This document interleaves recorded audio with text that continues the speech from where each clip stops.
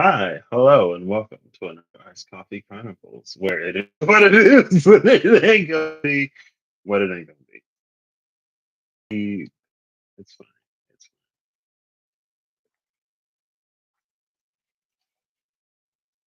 fine. Do you see that? I know. I know. I'm proud of myself. The trick was to not be in the car when it was picked up. And honestly, I was fine until I put the straw in it. I put the straw in it right before I went live. I got it an hour ago. It's not gone. I'm excited. I guess it's a full kind of day. It's what's a cup? Not a Copa cup. It's glass, but it's not a bottle. I think Casa has cup. So un día de taza llena, the day of the full cup. So I got 7 decks on the bed. Um, spin the D8, and the number came up as one, and one is the water no no archetype. Right? Yeah, alchemy. Right, it's the water known alchemy. I was thinking of doing another type. I I was thinking of doing another. Well, I guess archetype of an alchemy. Um, me of an archetype. God, brain. I was thinking of doing another archetype of an alchemy thing today. I think I may do that. Today the number is 139, which is a four. It's the 294, so probably 22. 22 is a master number, so what so though nines disappear numerologically, sometimes it is important to add up all the numbers because it's not necessarily a reliable way to catch master numbers, double, triple digit numbers. Again, like today 22, but Voter just did, oh, the nines count 3 plus 1 is 4. You know, we wouldn't have got higher energy that is present today, the higher octave, if you will. So my original idea, actually, I wanted to get 2 to 4 calls and do the thing I've been doing in terms of like take the through the 12 as race through Pisces and then the element, that elemental nature of that energy, like, and then have an alchemy card. Like the alchemy between the fire of Cancer, water of Sagittarius may look something like rotatio, um, rotation. You know, maybe on today's a whatever kind of day.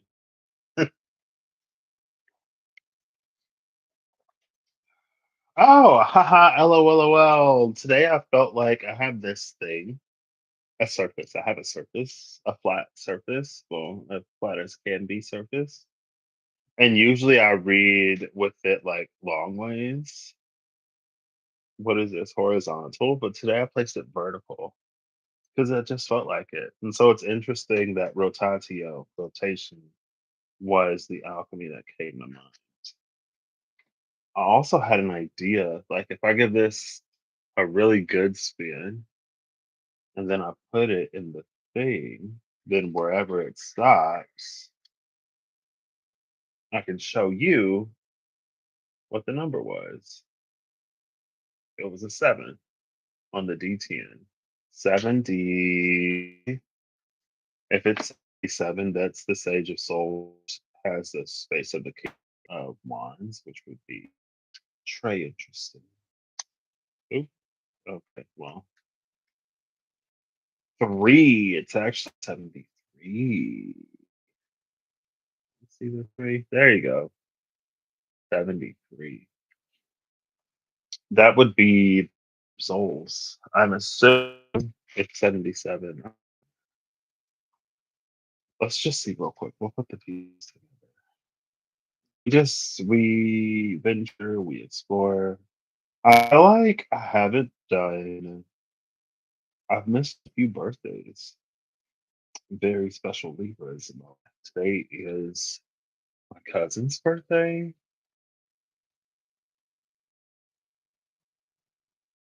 and somebody else's birthday.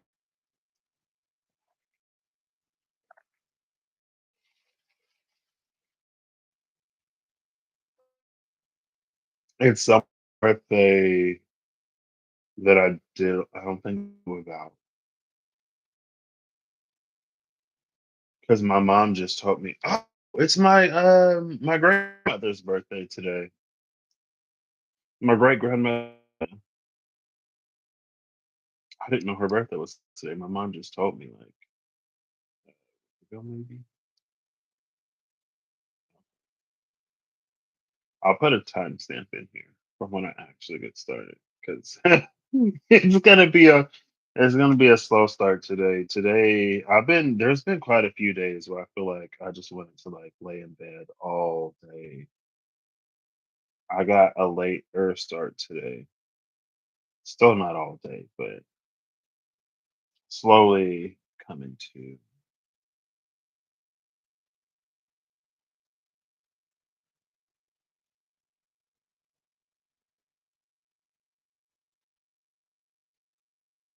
That's interesting.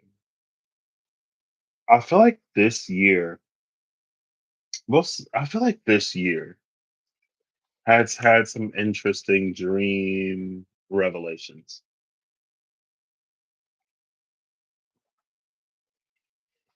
And I say dream revelations because it's like things that I've dreamed of like a long time ago. That now I'm like, no, it happened. It's not necessarily rare, but it feels like it's been a lot more frequent this year. Where I'm like, oh my gosh, I had this dream last year and this other dream when I was a kid and this other dream. And like, look at all this stuff. Um,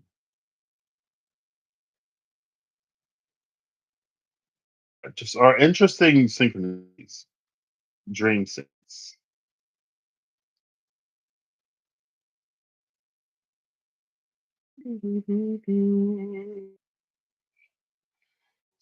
Da, da, da, da, da, da. Yeah, so this is the 10 of souls. The 10 of souls, 10 of fire is interesting because the 10 of fire is the card that came out. I think it was on the ICC with the birth of the emperor. And it represented all of the things that an emperor type archetype has to hold. Emperor type archetype doesn't necessarily have the same luxury of going, this isn't my burden, this isn't my responsibility, so I'm going to offload this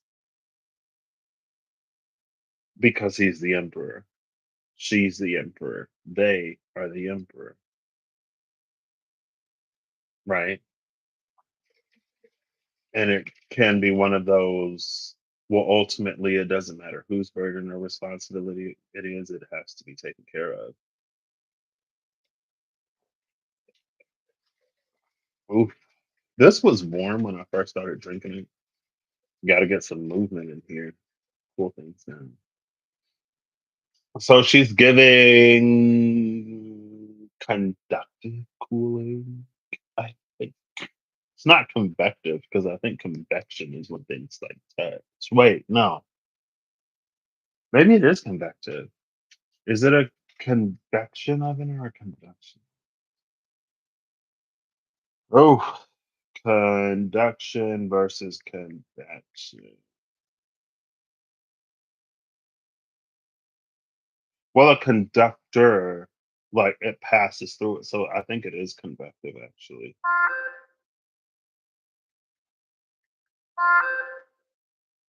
I think it actually is. In conduction, heat transfer occurs between objects by direct contact. In convection, the heat transfer takes within the fluid. So yeah, it is well, it technically it is conductive, but it's giving a convective, specifically like a forced air convective energy. and it's forced air because like I'm moving it, which means that something is moving at force. It's not like naturally resting.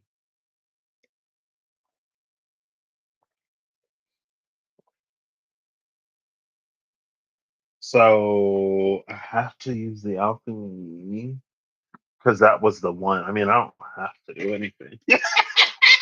Oh, that's the one thing Patrick. Patrick doesn't have anything.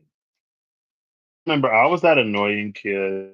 Well, that semi annoying kid always annoys my teacher. When it came to homework, girl, I was a minute. Um, there was one class I had where the teacher assigned homework, and I would be like, "Do we have to do it? Is this homework mandatory?"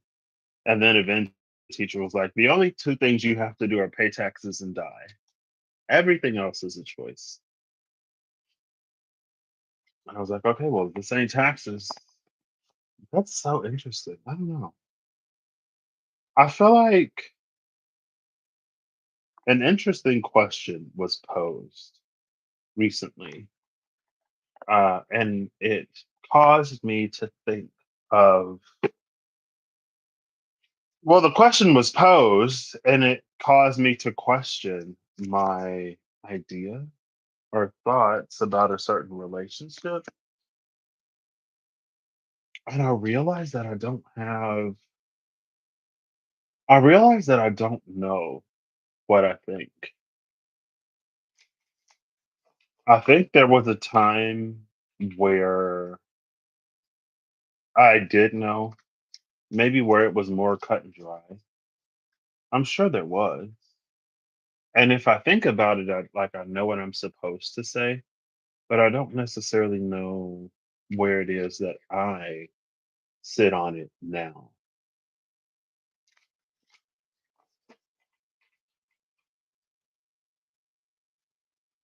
Anyway, there's conduction, convection, and radiation.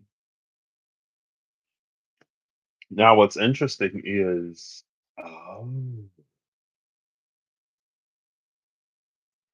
I don't know if you can cool by radiation. I don't think that's a thing. I mean, it could be. It's a whole wide universe out there full of things that Patrick doesn't. Um,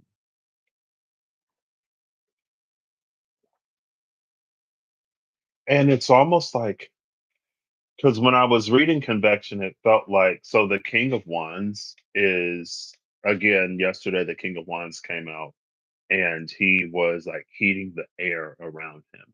So the heating of that air occurs by almost like convection. There are these convective, forced air convective forces that are causing changes in atmospheric conditions that take some kind of storm, a firestorm, instead of a water.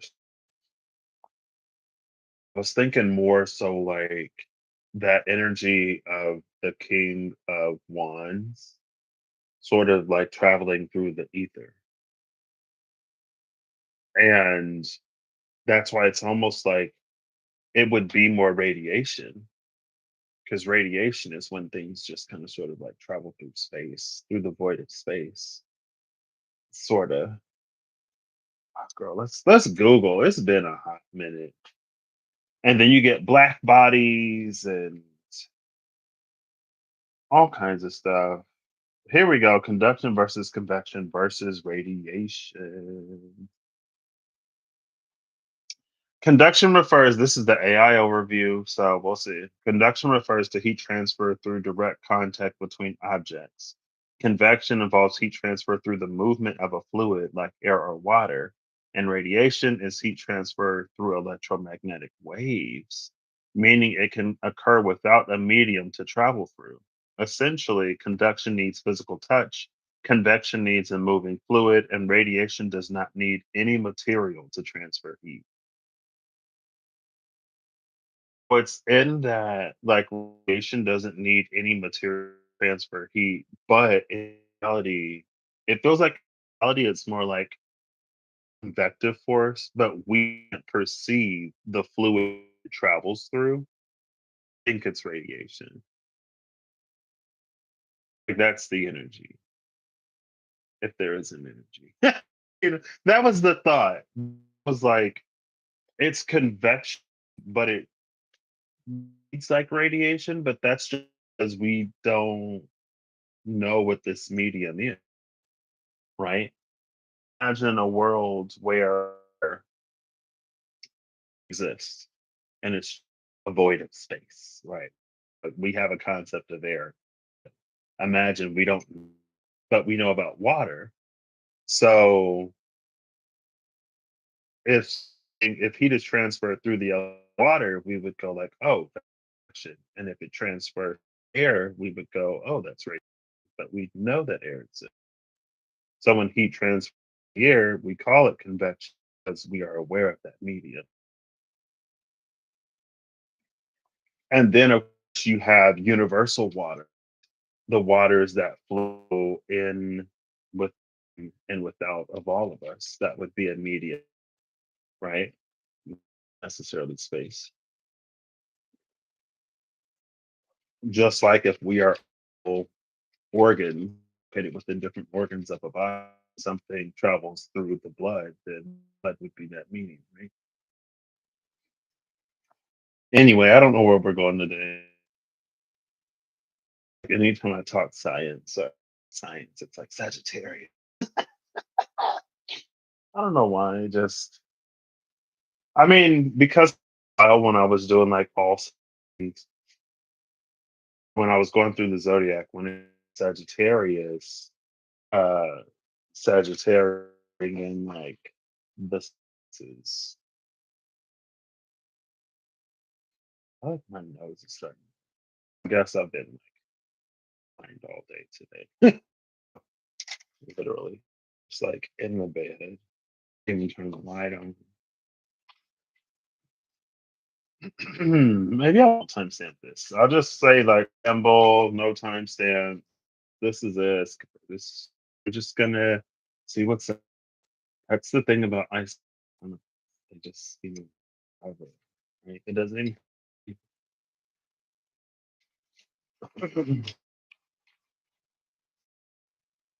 So we're on the so what I actually did was because I had so on the bed it's well known alchemy, well known archetypes, SKT, SKT revelations, and makers. Been for the D8. So one 1 8, it was known alchemy, spirit of Vitruvian edition, Fable Maker's Tarot, the Walden or not the Spirit Tarot Vitruvian. And hold up. 1, 2, 3, 4, 5, 6. Yeah, there wasn't a 7 or an 8. Okay. I thought it was like 7 for some reason. Where did these extra 2 decks in my brain pop up? There's only 5 decks. I don't know. Anyway. And then the fifth one, water known archetypes. And if it would have given 8 or I guess 7 after I counted, then I would have done something entirely different. But we ended up on the 1, which is interesting. So, in the whole what influences what, and uh, disregarding that whole argument, this is the second day where I've had an idea. I was like, oh, I should do this. I go spend this little gold D20 spin, and it gives a number telling me to do the thing I'm already thinking of doing. I had the thought to use the spread that I ended up using yesterday with that whole element, whatever, to see like what's up, right? And then it came out, and it's also interesting that it's always positioned as a 1 too. You know. Anyway, it says 1, and I'm like, oh, that's the thing that I was thinking of doing. Anyway. See how fast it's once it's once the drink is accessible, I can't help it. Like I was fine until I put the straw in the drink, and then I'm like, If it's just a glass, then I don't know. You can testify. You probably cursed me too. I'm just okay. Anyway, all right. So we have this conduction versus convection versus radiation. And again, this isn't the heat transfer here is cooling. Now, cooling is we live in a universe that acknowledges light and heat. So theoretically, cold and darkness don't exist. They're just an absence of either light or heat or a relative absence. So the colder something is, the less heat it holds. The darker something is, the less light exists. So we kind of, and this was a thing a while ago. This was one of Patrick's just, I'm a weirdo and I do weirdo things sometimes. Or I do weirdo thought experiments. Um, but I guess it kind of plays into the three swords of Uranus. So extrapolating the three swords of Uranus like we did yesterday to be like with that chariot, there's the fundamental understanding of the universe that acknowledges light and heat, like I just said. There could be a fundamental understanding of the universe that acknowledges darkness and cold, where light would be the absence of darkness and hot would be the absence of cold. But then there's this middle where we acknowledge both light and dark, both hot. And it's like, well, how does that work? If one is recognized to be the function of another, well, then you get situations and circumstances where this and that are true. It's almost like entering into a hypothetical realm, one where you begin to understand the medium that those forces travel through, or the medium through which that transfer occurs, or it's something that's thought as radiation starts to come into the realm of convection because we can start to see again the medium that it occurs through.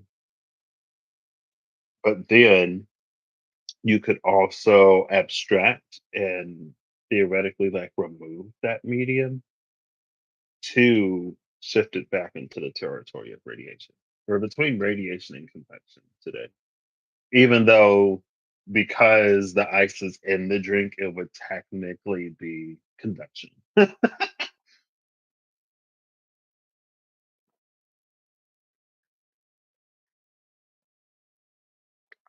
There's also something about surface area as opposed to volume because the surface is where that transfer occurs.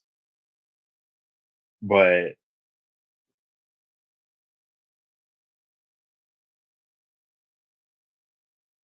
you see, there's a reason why I did my hair like this today. If my mind doesn't go, then I failed today. All right, let's get into it. Let's have fun. Bottom of the deck is Uranus, the three swords of Uranus. Oh my gosh. Oh my goodness. Can you believe? Can you imagine? Wild. Uranus is also in Taurus right now. I should have grabbed my iPad. This isn't as convenient, but I can use it to see what degree it is. Excuse me.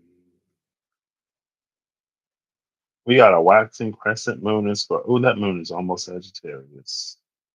This at 28 degrees in 20 minutes. You know what that means.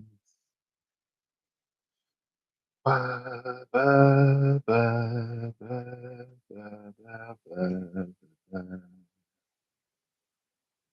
ba, ba, ba, ba, ba, ba. I don't think this is yeah, that's not What I want. I have to go here and then click some thingies. Maybe. Yeah, this isn't giving me what I want either. Oh, duh. Literally just click that. And then we go transit charts. Boom, and we get the current planets. Uranus is 26 degrees of Taurus.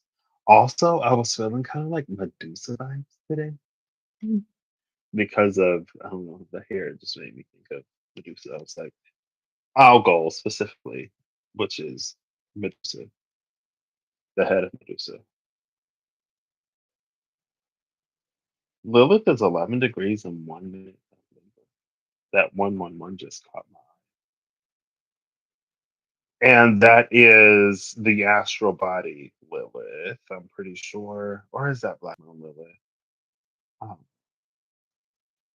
I think that's the body Lilith and not the calculated point. I'm looking at the glyph and I'm like, anyway, because there are two Liliths. There's the one that's like the dark side of the moon, and then there's the one that's like an asteroid or something that's floating in space. One's a calculation, the other is the actual, which is interesting. I have thoughts about that. My thought about Lilith for a minute has been like we are the children, we are sons and daughters of Adam. We are the children of Adam. And it almost one day for some reason it felt like Lilith isn't even like here.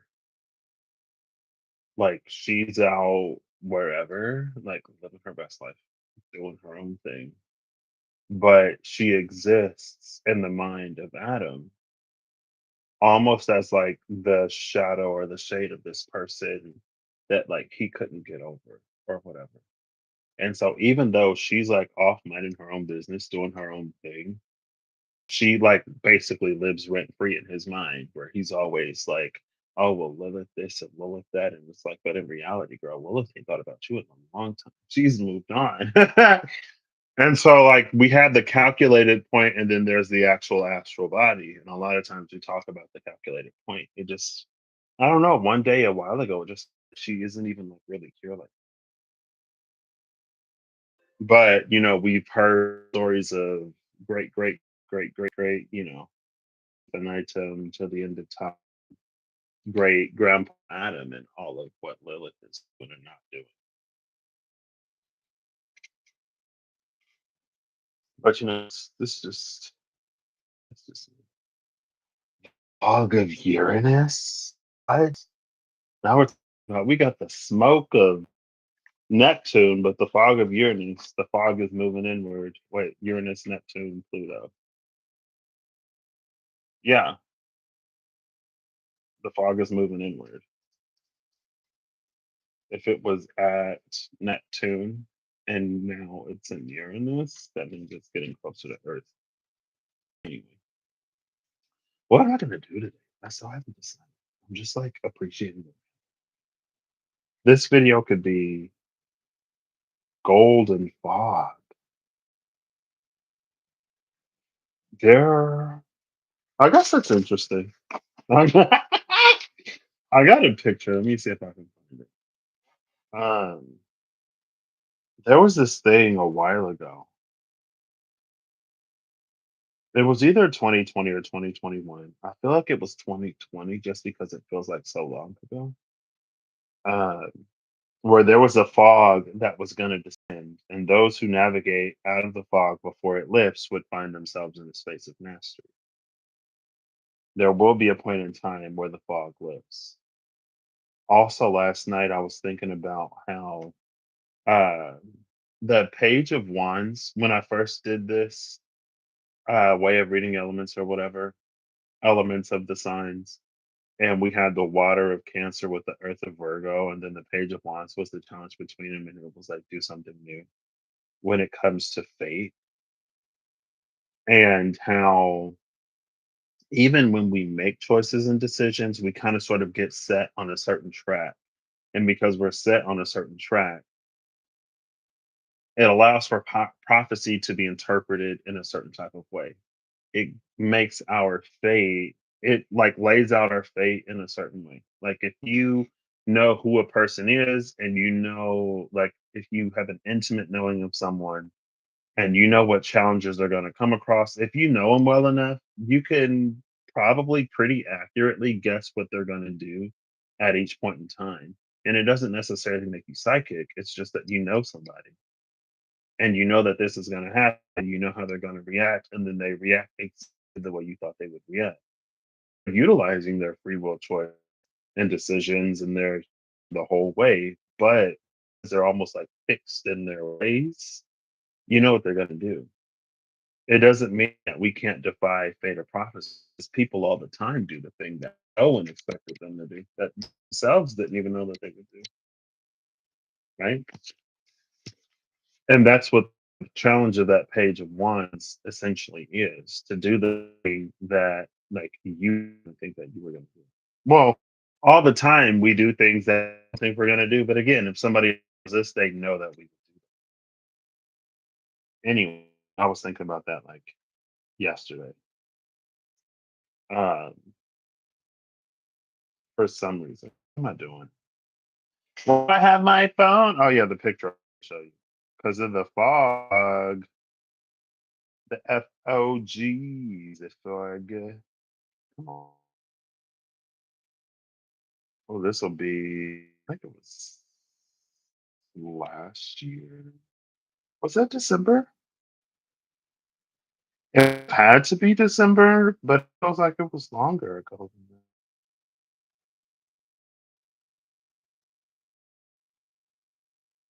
that. It feels like it was. I guess that was almost a year now. So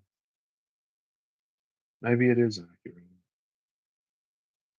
There's this gin that I am so excited to try. I mean, I tried it at an airport and I can't find it. It's harder to find in the US. So right now, one of the things I'm looking forward to the most is like gin. And it's so good. I was like, oh my gosh, because usually gin is kind of like it's an experience. It's like strong and kind of overpowering. I guess it depends. Depends on the gin. Ba-da-da-da, da-da, doo-doo-doo-doo. I think it was here.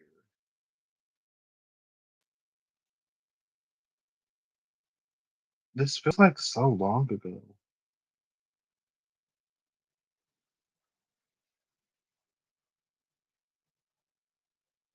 Oh, because I went twice in 2023. Okay. I was like, wait, because I had a picture of what is it, the London whatever, and I went with Kirsty, and I was like, last time I went to London, I didn't see Kirsty. I forgot that I went twice last year, and so every time I go on a trip with my friend, he makes a shared Google for us to just like upload pictures to. Hey, how you doing? Thank you. I just wanted to have it like up. I didn't care how. It's just like put it up. Um, was it not? Yeah, it was something.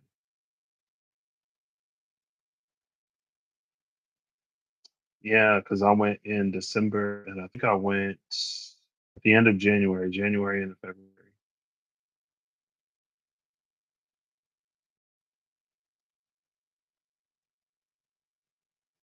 I am so confused. I can't find the picture. It's fine. It was that one day. No, that was January. That was earlier in the year. Um, there was one day it was like really foggy, and I was out and I was live, and my friend took a picture of me, and I was trying to find that picture because the fog, but it's fine. I can't find it. It's cool. I literally just saw it the other day, but you know, it is what it is. Um,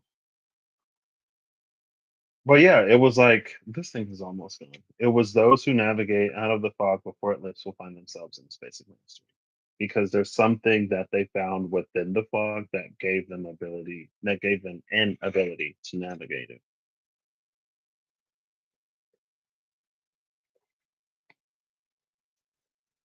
And that's what the fog.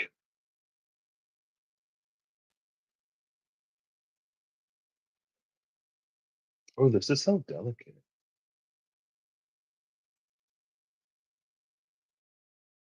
Delicate weaving that's going on. The fog and the Ouroboros, the fog and Earth's heart. It's interesting, the fog and Earth's heart, because you can see like there's this layer of fog right there before you get to the rose that is the heart of the earth.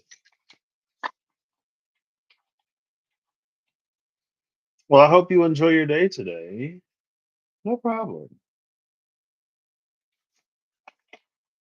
Today is just rambly and don't even get know what I'm doing. Actually, I guess I could do it. My first idea, but I don't know which deck I want to use. For some reason, I want to use the SKT. I think I'm going to use the Spirit Keeper's Tarot because it's the only deck I have that's like the closest duplicate. For some reason, I want to leave the possibility open that like the same elemental aspect of the same zodiac sign can work together and it be like an alchemy. Now it could be like when that happens, it's just the fire of Scorpio, right? Or whatever. That's why I was going to use these to leave that possibility open, right? And maybe that's another thing too is understanding limitations to a certain something, right? Now, energetically, is it possible that my intuition environment could go, oh, chemical operation, it is uniquely, or not uniquely, it is so tied to this face of that zodiac sign? Yes. But if I were to use deck, and depending on how I abide by that, I wouldn't have the possibility. I guess unless it's the only card that came out, but I'm getting at least two cards. So at least this way, again, it's like I leave that possibility open. If I receive the same card in both decks, that means like, okay, it is just this, right? That's also why I don't know. I try to leave space for Patrick to be wrong because I don't know if y'all like have picked up on this or not. I feel like it's not. I feel like it's apparent, but I put a lot of myself in my own thoughts in the and so it helps, to leave space for Patrick to be wrong or to give Patrick pause and be like, oh, okay, maybe this isn't what I specifically think about whatever this topic is. Maybe it's not how I'm perceiving it. Maybe it's not how I feel.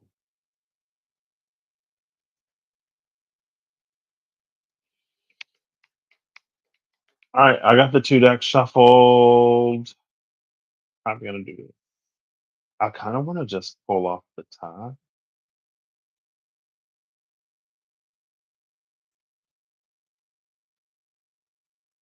We're gonna use Google is quicker. I want to do 1 to 4 calls. So we're gonna use the coffee. The numbers are 1, 3, and 9. With all the decks, I'm gonna pull the card after that, 3 cards, the 9 cards after that. So they're potentially four. Since already 40 minutes in, even though I've been in bed like all day, be like for hours. But eventually I'm gonna have uh maybe I'll start with the 22 and then the 1 to 3 and then the nines. We'll see. Because that is that massive. Maybe that's also why this energy is so whatever today. Because it's the master number 22. That was almost prematurely reduced to a 4.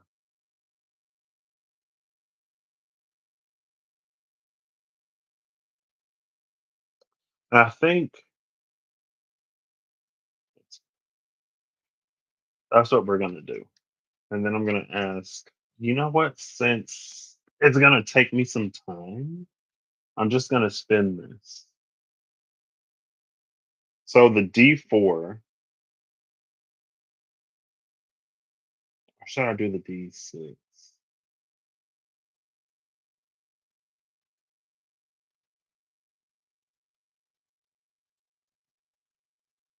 I'm trying to see how many cards I want to pull to clarify. I want to at least give an opportunity for every element to be present. Almost jumped it. So that'll be 4. Or I could do it in a way. See, but because I'm using 2 different decks now, it makes this part interesting. Because I could do a D4 and have the alchemical process be a function of like how many elements is this a function of? Like, is it a function of 1 element, or 2 elements, or 3 elements, or four, all 4 elements? And then I could pull until I get all the elements. Or I could take the first element of each, whatever, but then it's like, well, how many from which step would that be?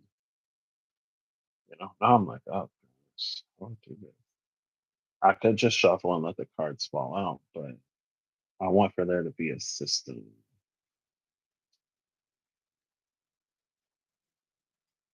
This is an important part of the work for me.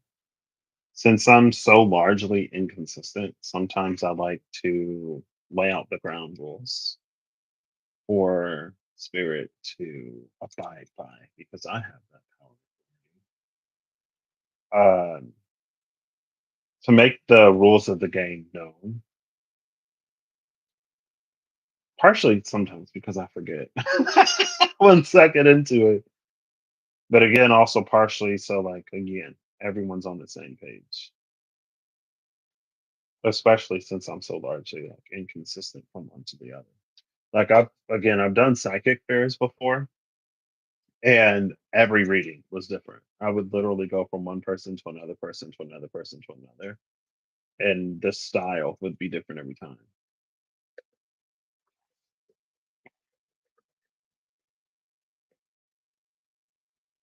And can't always account for everything. At that point, we just kind of go with what feels right.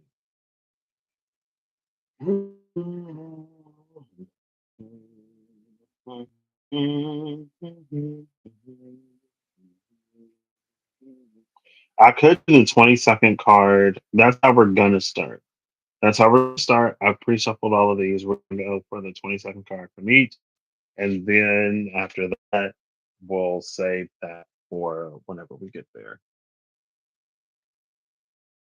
Okay, cool. So we're gonna do.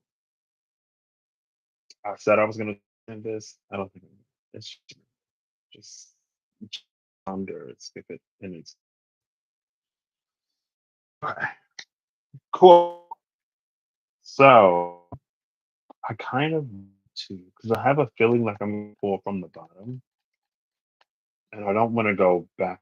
Whoa, whoa. So I'm gonna set these aside. One, two, three, four from the top. Five, 6, 7, 8, 9, 10, 11, 12, 13, 14, 15, 16, 17, 18, 19, 20, 21, 22 is glass. There's a line from a song, and it's number 30. There's a line from a song. It's called Dear God. I forget who sings it. But there's a part where there's something, the only words that's coming to mind is like, and then I'm back behind the glass again. Oh God, what keeps you out, it keeps me in. Like there was what precedes it is like this feeling of getting closer. And then it's like, and then I'm back behind the glass again. Oh God, what keeps you out, it keeps me in.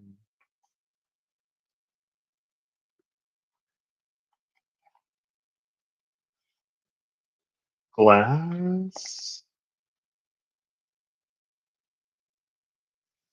is also giving,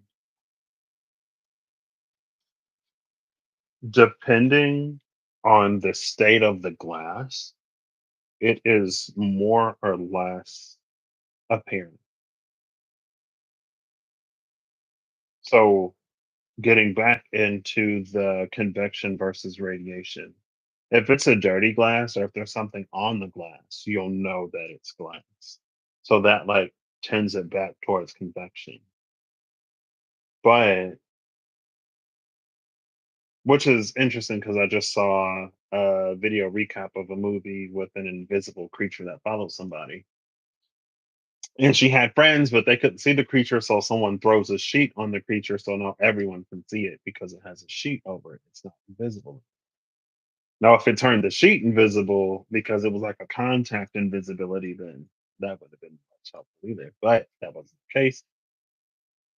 There's something about intentionally trying to dirty a glass or intentionally neglecting the polishing of a glass in order to try to perceive it.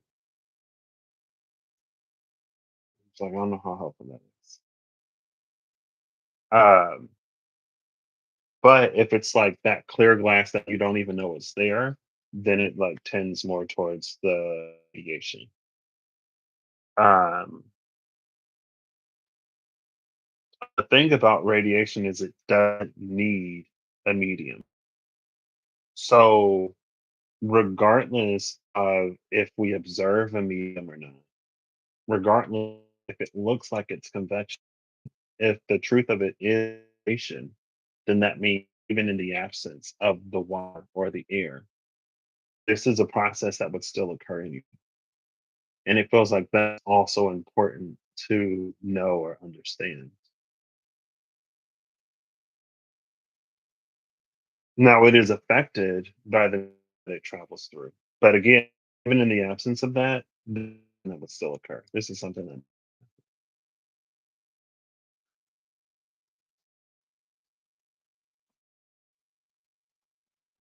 I think I'm gonna leave this open. I'm gonna close these. Close that for some reason. I want to leave these open.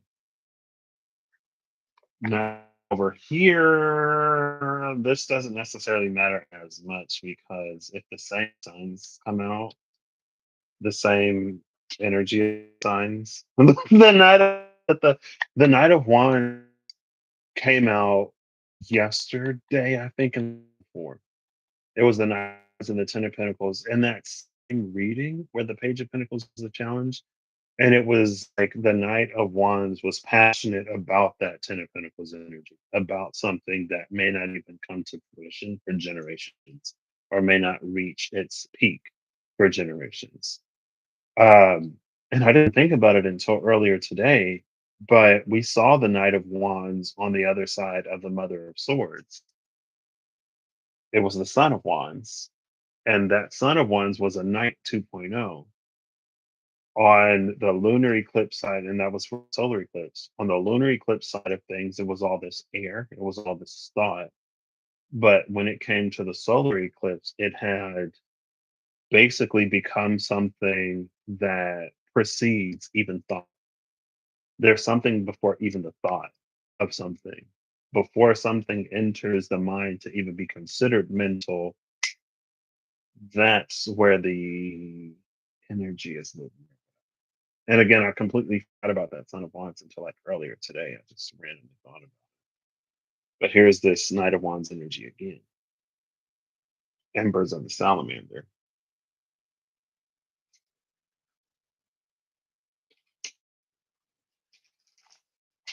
Mhm. Oh, why am I shuffling? I guess I'm shuffling. Okay, that's fine. We give it one more and then we'll cut and we'll get the 22nd card. 1, 2, 3, 4, 5, 6, 7, 8, 9, 10, 11, 12, 13, 14, 15, 16, 17, 18, 20, 21, 22. There are a lot of thoughts here. Um, Ace of Swords, Sacred Word, the Crowning, bottom of the deck now. Um, we just saw the Ace of Swords was the challenge, where the King of Wands came out yesterday. It's like when we really got into the ICC, the Ace of Swords was the challenge. 4 flying swords. This glass, like so much is coming to my mind with the glass. So when I was talking about what keeps you out, it keeps me in. When I had finished talking about that, I also thought how uh, glass is sand. Sand becomes glass. Glass is made of sand. Also, I was scrolling Facebook earlier and I saw some. It was like a glass blower, glass worker who had put the tail on a bull. It was a glass bull, and then you saw him put the tail on. And for a second, when he was making the tail of the bull, it looked like a stinger. So almost giving, it's not kind manticore, almost giving manticore vibes because I think the manticore has the tail of a scorpion. Um, but it was like that little bit of Scorpio that Taurus sort of like integrates, or the little bit of Scorpio that is a part of Taurus on that sort of polarity. Now, again, if this is about bridging the gap between the conductive and the radio, I don't want to say radioactive because it's not necessarily radioactive. It's bridging the gap between convection and radiation. We're sort of, again, when we are unionizing polarity to the point of light exists, but darkness also exists. Heat exists, but cold exists. And I don't even know what to say for colds because heat and hot aren't the same thing. Heat is the energy. Hot is when it has a lot of that energy, or relatively enough of that energy to feel hot. And cold is when it has a relative lack of that energy to feel cold. But anyway,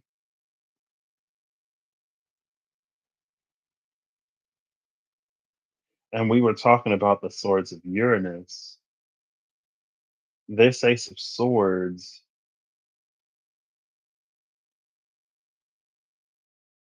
the thing that came to mind was glass being made of sand, hot sand. Uh, it's honestly, there's maybe I just need to focus because I'm getting this glass as a window into alternate dimensions or timelines. Also, it's like around the glass ring is the fog, but when you look through the glass, you see clarity. There's so much with this glass. Um, oh, we got the title card at the bottom under the title card, Four of Pentacles. card. Where was it? I saw Four of Pentacles over here.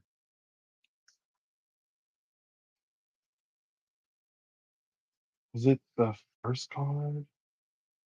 No, because I didn't see any of those. I saw the Four of Pentacles over here. Maybe it was at the card shuffle. I don't remember. The Conservator.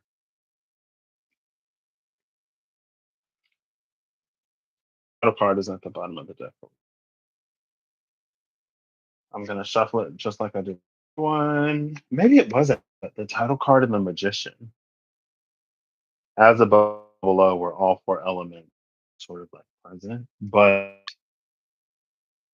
these two snakes exist between those four elements, and they don't. The only one that they actually touched is the element of air, because you can see at the top left, it cuts into the symbol of Mercury a little bit, just a little bit. Anyway,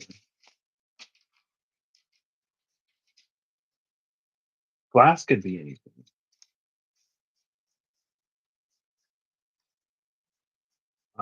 Oh, not taking that one, but I mean, I say we're not taking it, but it's here. 1, 2, 3, 4, 5, 6, 7, 8, 9, 10, 11, 12, 13, 14, 15, 16, 17, 18, 19, 20, 21, 22.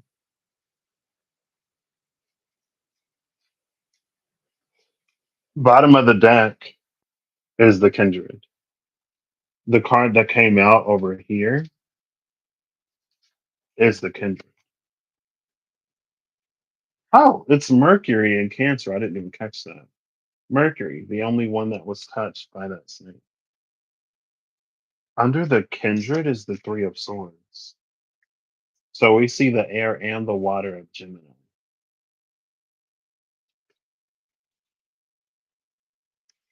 Death was the card before, which is interesting because what does that mean? What does death and rebirth mean to Patrick? When death loses its meaning, or loses meaning and gains a new one. Death is not the end.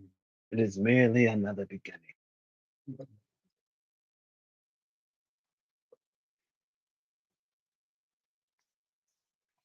I love that there's an ooh. Oh wow, how did that like this earring is just like casually sliding out of my ear. It's almost like I felt it pass the threshold before it like fully fell out. I was like, that's weird. Why does it feel like my earring is slipping? Um, yeah, that happened. I love the interplay between the two decks. So glass is 30. All of the elements on the table are water. Now, what's interesting is, according to the elemental makeup of our universe, the tria prima exists between fire, earth, and air. Water is the element of transcendence. Water is like the prime before it's broken down into the three subprimes through which different combinations um, constitute like everything. Also, this water is that the universal waters, right? It was like even if we don't perceive of the medium, what happens through space can actually happen within the universal waters that flow within and without all of us that connects us all. And so for all of these to be in the element of water is it's still interesting, but it was portended earlier. Sure. I feel like this one does not want to stay in. It's fine. If it falls out, I'm not gonna keep messing with it. So glass occurs. Oh, It's the sand of the sea. The sand of the seas and oceans.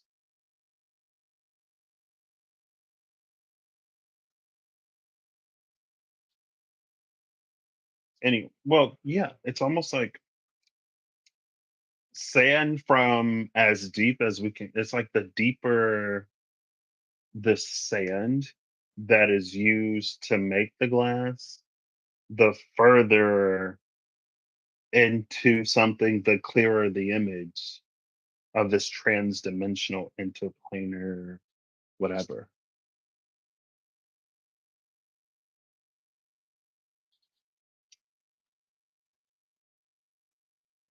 Because it's almost like the deeper the sand, the closer it is to the time of creation,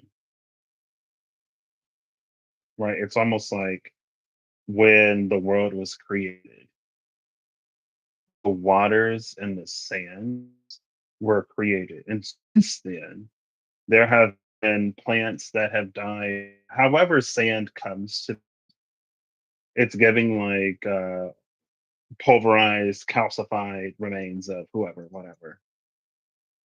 It's like since the moment of creation, there has been countless deaths that have generated more sand, but that's why it's like the deeper the sand, the closer it is to creation. Or it's like even if it's on the beach, like the sand of a creature that lived 100 years ago, 1,000 years ago, whatever, when you turn that into glass, you almost see like the world at that time.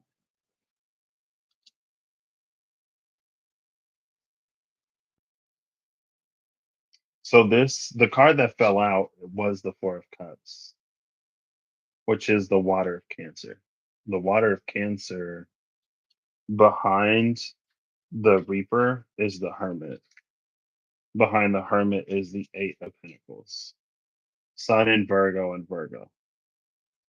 It's not the Six of Pentacles, but it is this Virgo energy because that was the first combination that came out. That was between the water of Cancer and the earth of Virgo. I'm checking my phone because if somebody is picking up some food, I think somebody went somewhere where the dining options are much better than they are here. And if they're like, "Hey, y'all want something to eat?" I want to be able to put my order in. So that's why. Anyway, Taurus Moon and Rising. If I need to eat, I need to eat. Okay, I ain't ate yet today. It's I just I got my coffee. OMG, I'm one of those people now. Yeah, I had a really big iced coffee, so I'm full. Um,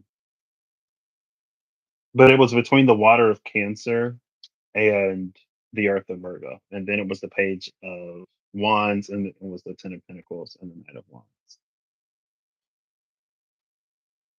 That one just came out. The 22nd card, it's between the water of Aries, the waters of Aries and Gemini. It's interesting. The fires of Aries and Gemini. Think it was the ace. I feel like it was no, it was the waters, but that time it was Three of Cups, Ace of Cups. The waters of Gemini and Aries were the first waters that came out yesterday, where the devil was the challenge slash boon.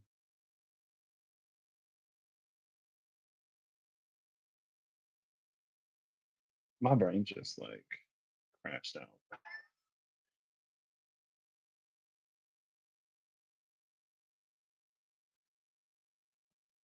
See, there's something. It's almost like to like low hanging fruit here. What is most perceivable. It's this desire for connection that we all feel. It's a desire to be welcomed. Now,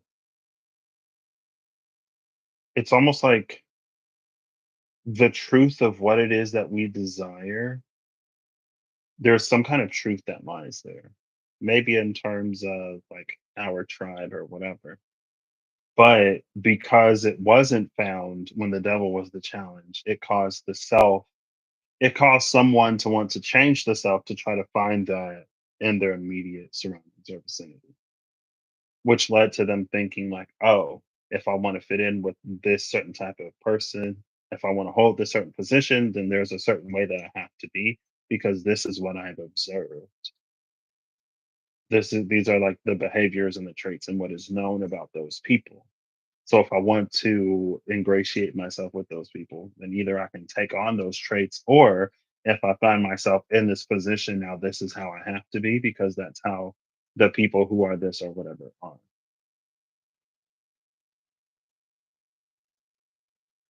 The hollow void is almost read as a hollow void.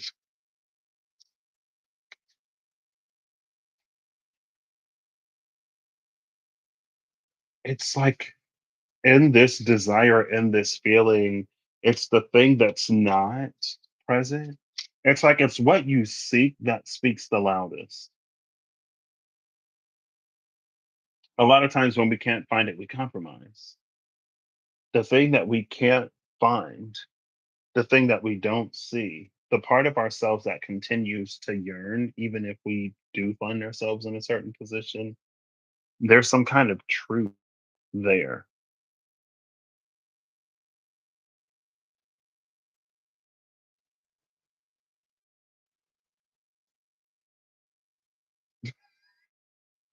That's just deep. It goes so much deep, uh, but it's like it's hard to follow.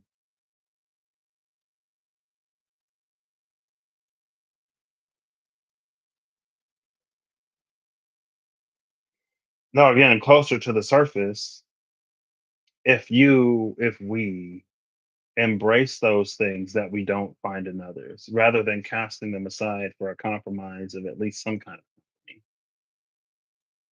It's like if we continue to embody that or project that or display that, we will eventually come upon those who feel the same, and we will find our tribe, we will find our community. It's like we will be seen by others with this glass because, and it's almost like we'll stand out.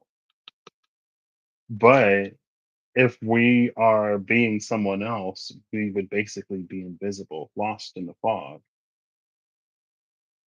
right? This goes so much deeper than that, but this ain't master number 22 for no reason.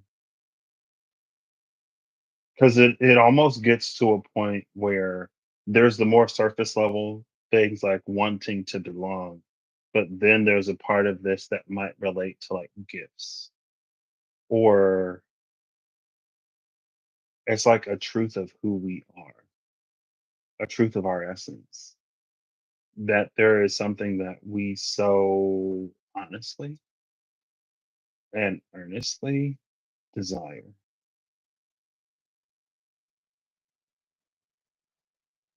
And then you don't necessarily get into purpose, but it's almost like you begin to see what kind of piece you are. If we go back to us existing within the body of the creator, situated in different places, being in different organs, and the universal waters are the blood that flows, pumping from the heart that nourishes us all. It's like you would know which organ, what cell type, what function, like functional group you sort of fall into.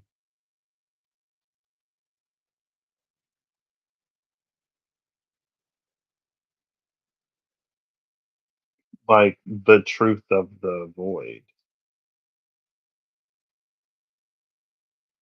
But that's not, again, it feels like it, I mean, it feels like it'd be so easy to either get lost there, like to lose one's way, or to be so disparaged and just because it's not necessarily a light place, especially if we so intensely desire company or companionship or desire to not be alone. Because it's like as you get to the bottom of this, there only exists you, the other side of you, like, um, but it's just the two of you. And so again, it's like if you need company, you won't find it here.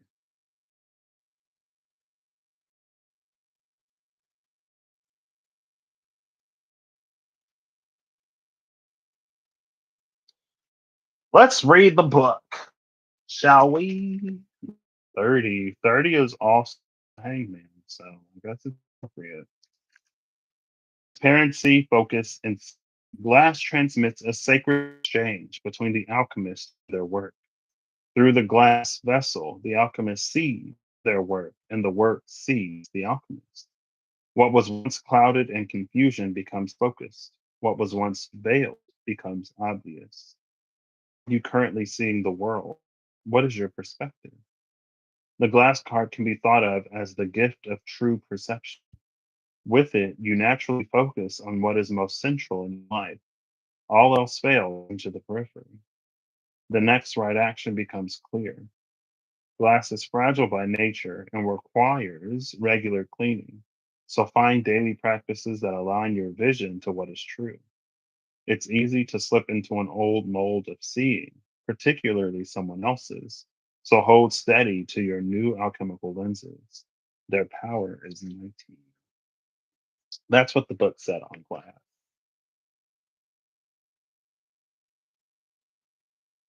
I, if Aries is the fire, it's oh my gosh! Now this one slipped out. It's fine. Oh my goodness. It just went boop. I sat here for like 2 hours yesterday. It's the energy. The energy is like, take the fine, I'll take the earrings.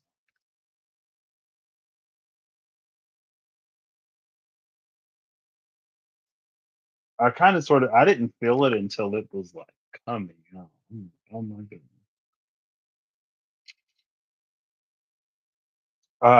If Aries is the fire, if Aries is the thing that melts the glass, and Gemini is the thing that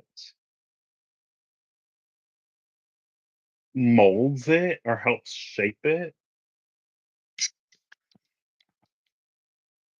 this is a call to again seek the sands of the hollow void. With the sands of the hollow void, again, when we get to that depth where it's just us and the creator, if we make glass from that, there's a certain clarity.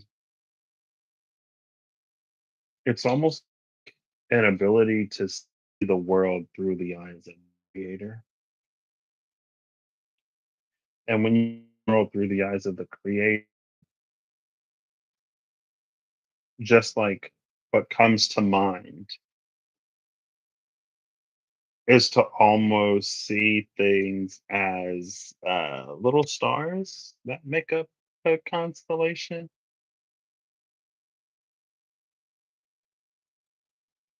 Well, I'm starting to get nauseous. Cool.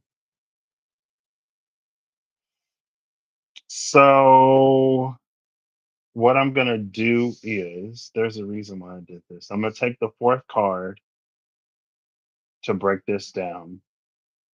And then I'm gonna do 9 and 1 from the deck on the left and 3 and 9 from the deck on the right. So 1, 2, 3, 4 is Veneris, Venus. She's giving prism. Oh, cool.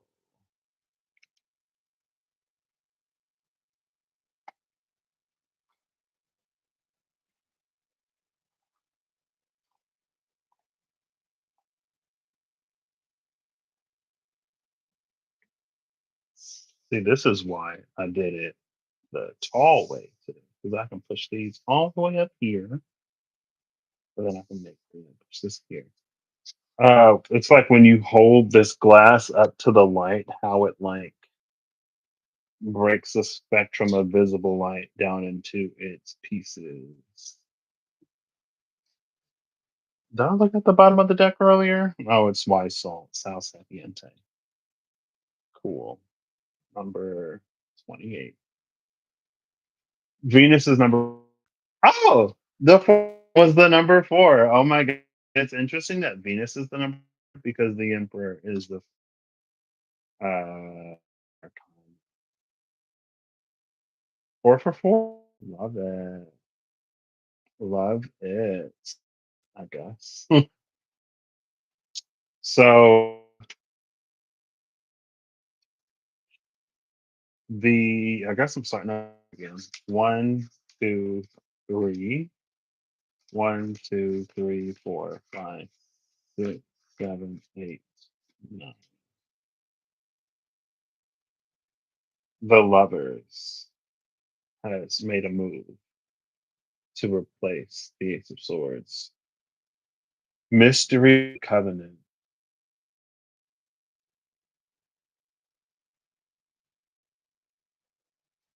We see the 10th emanation, the 10th orb over here, just like how in the Eight of Pentacles, Eight of Orbs, it was right there.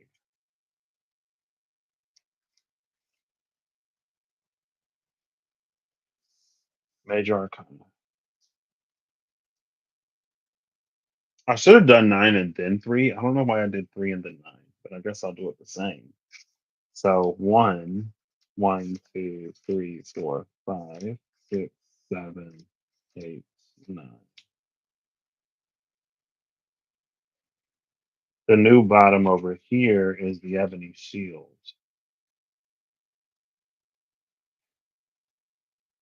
almost presenting. Oh, the other shield, the Scarlet Shield. We have Scarlet Shield, Queen of Energy. The second was the Ivory Shield, Queen of Water, Queen of Cups, and then Queen of Pentacles, Ebony Shield. Everything except for the Queen of is the no. This is the sword, right? No, yeah, that's the sword. Sorry, I saw the club and I thought Queen of Wands. This is the Queen of Swords. So every queen is here except for the Queen of Wands, which is the golden shield. But it's almost like she is presenting this fruit that was up there.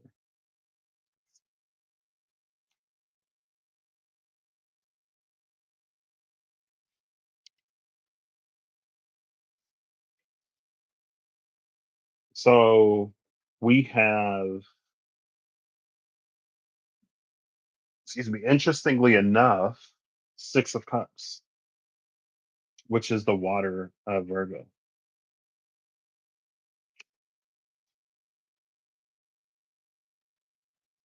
Water of Virgo with feminine water, and then Apocalypse and the Healer, which is the Judgment in the Star.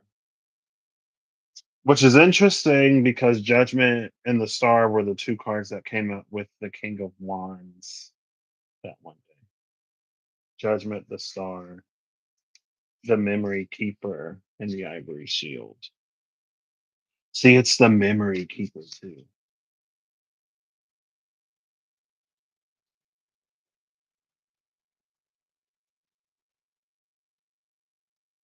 This actually, so it goes a little bit further. Well, it goes a little further than I was originally thinking. So it was that energy of like when we go deep enough, we'll find the functional group, the organ, the whatever. But this is almost like the moment of our creation when the divine created our soul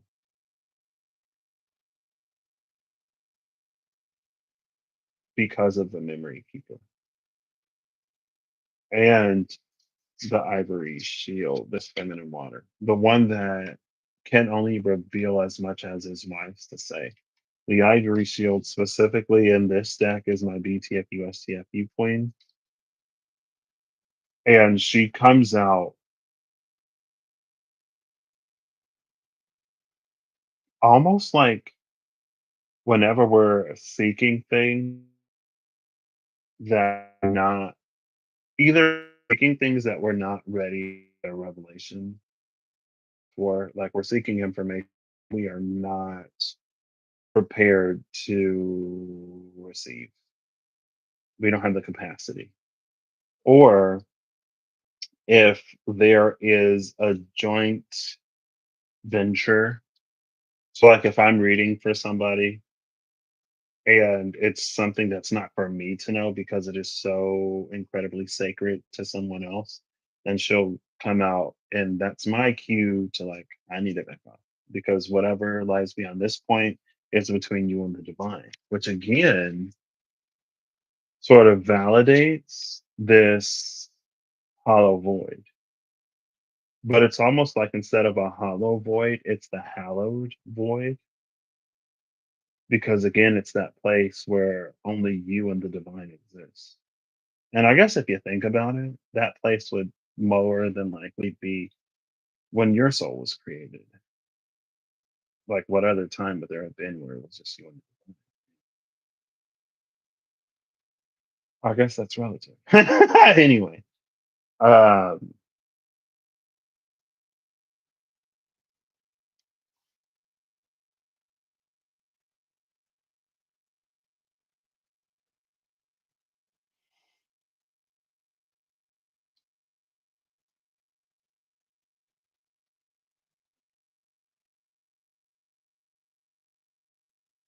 there's a lot of water here.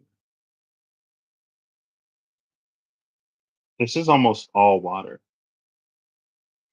Six of Cups, Queen of Cups, and then the star, she's pouring out water. And again, before we had the Ace of Cups, the Four of Cups, and the Three of Cups. And then we have fire and judgment. Or what? No.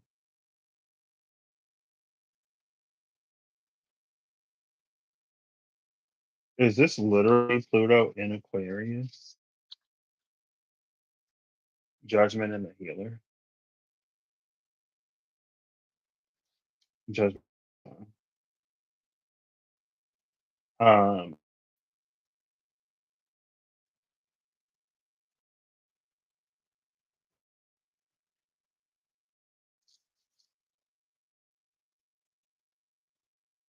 I'm seeing this as a vault. Like the external ring and the inner ring, they kind of like move and move. And when it's in the right configuration, it clicks. And then something is like, I guess it clicks, and then you receive that you're presented with this fruit. It feels like when this is put in its rightful place at the bottom of the tree of life, that's what triggers this apocalypse.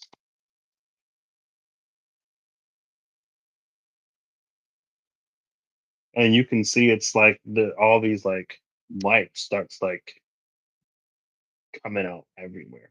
It's the apocalypse in this deck. The apocalypse in the other deck doesn't have this light, but in this one it does.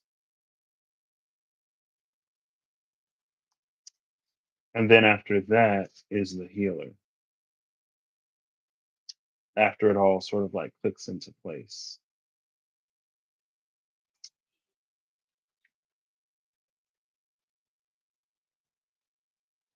So the glass will also help show you. It's like not only does the glass, not only is it helpful or instrumental in navigating to a certain point or whatever, But it's like you get there, you go there, you recover a relic, you recover some piece, part, fragment of yourself, some kind of knowing or knowledge. And when you hold that glass up to the light, as you look at the world through the eyes of the divine, in whatever way that means, it feels like you come into what's most easily described as a knowing of your purpose. But it's like there's somewhere that you take that thing, or into the cards, it's more you some kind of like unique challenge designed for you. Now, you challenge designed for you could be it's almost giving Artemis Fowl. If there was something that some kind of goal that you had set out some between you and whoever you came to this earth. It's almost like you left yourself cipher or kind of clue that would memory. And so you find the thing through this looking glass. The thing is told to you, you follow the clue, oh my gosh, and then you put where it belongs. And when you put where it belongs, there's this light that begins to like just, you know, and then it's like this source energy means to you.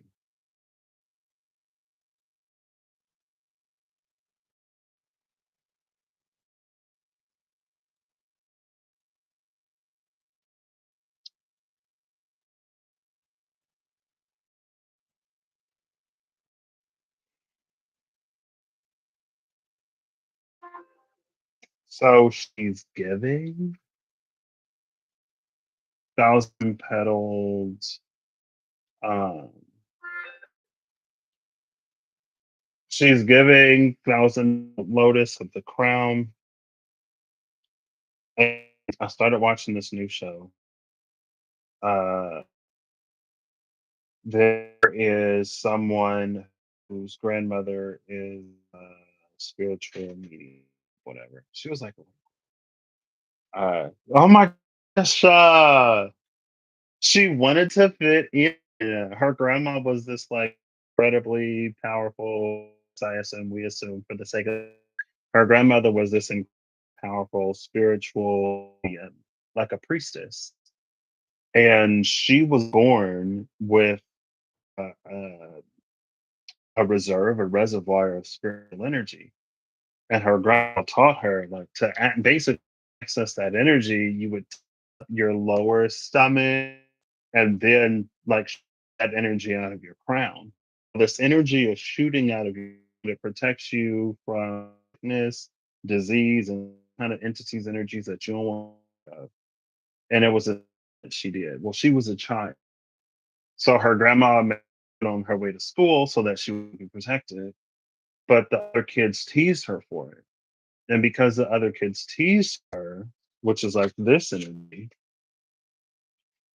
her wanting to fit in, because the other kids teased her, she stopped into it and even developed a of her grandmother because in her child mind, it's my grandma. You do this that other kids are, and their point where she needs action. She forgot. It was that her grandma made her walk full, making this like this weird thing, but she remember why. And it's the thousand petals of the crown, but it stands on the crown and it pours out. This is I call it double crown. It's the eight on the D8 of the chakras. It's where we like transmit from the crown. It's where we interact from the crown instead of just like receiving from the crown. Because the crown it works both ways. I feel like we, as far as I hear it, we default to receiving, but it can also transmit. And I wasn't like That's what it's bringing to mind. Also, I forgot that at least for now ish, this Norse compass on the moon, like the thing on the moon that sealed or locked away, same vault, the same lock of the sheet. But again, it's this configures itself in a way and the thing like rolls off to something. That's what's revealed. The moon being exists in the half void of you.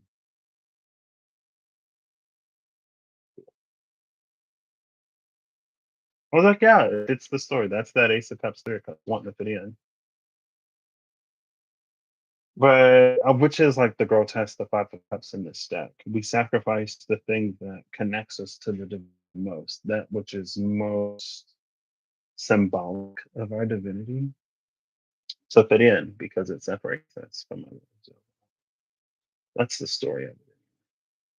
And then the memory keeper, the memory that's unlocked, what was unlocked when she was in trouble and she needed access to that energy. It's interesting because something similar but not voluntary played out in another show that I'm watching. Someone is so incredibly powerful that they know that her power will be coveted by others and it would put her in danger. And she's literally a child. So, in order to protect her, they seal her power away, but make it so that if she needs it, she would be able to use it. And it's like when the right thing goes in the right place, all this light bursts and there's some kind of internal whatever. What does this mean? I don't know. Maybe this is somebody that finds their purpose in life. And then you go on and you become this great whatever you're going to become.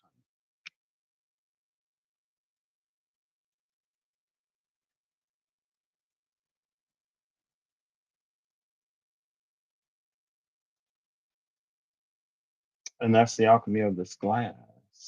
This honestly makes me think of the judgment and hermit cards in the Mystic Mondays tarot, or just the journey of the hermit in general. With the mages, as within, so without.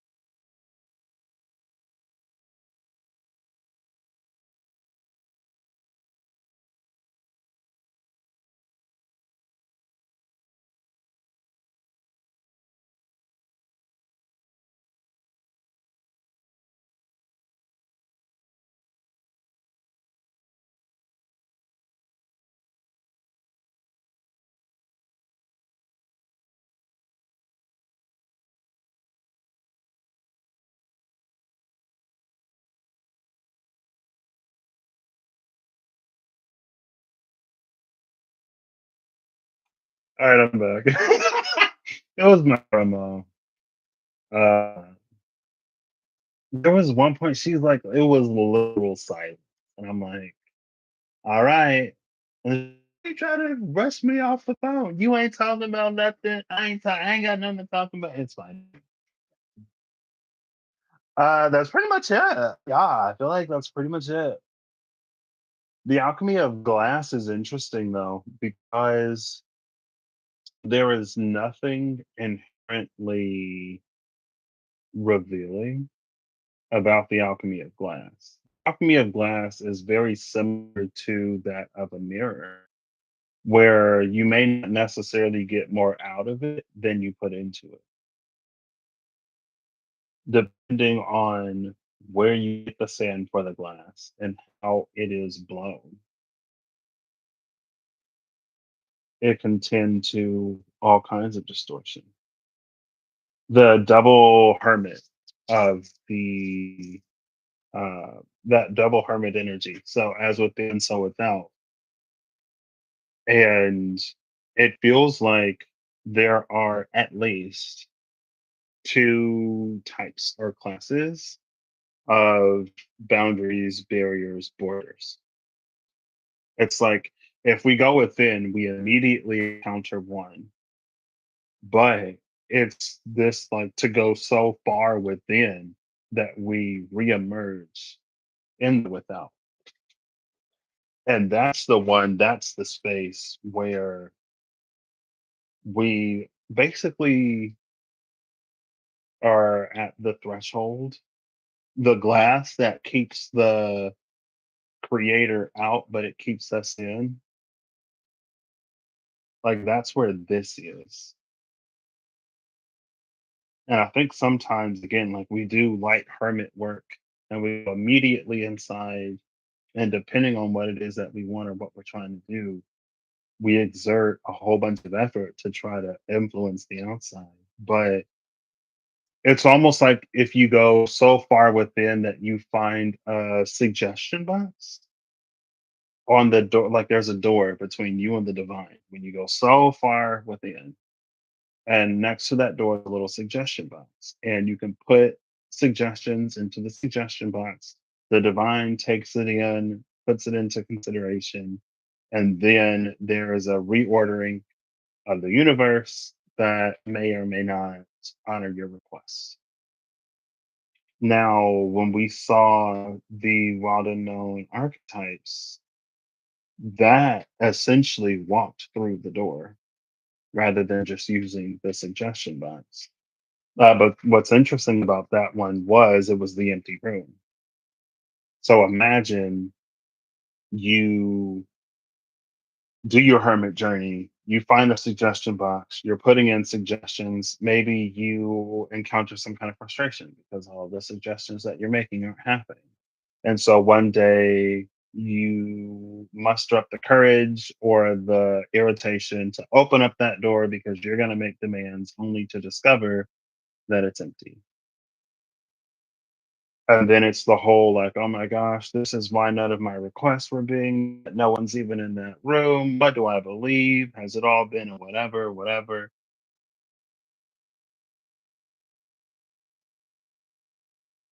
Now, that isn't this case,